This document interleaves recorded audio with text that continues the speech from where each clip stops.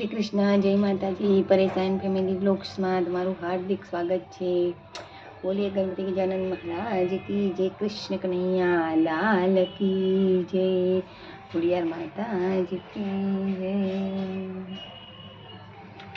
મનની વાતો માતું જાણે, બીજું કોઈ ના જાણે આવડી। મારા મનની વાતો માતું જાણે, બીજું કોઈ ના જાણે માવડી। મારા અંતરના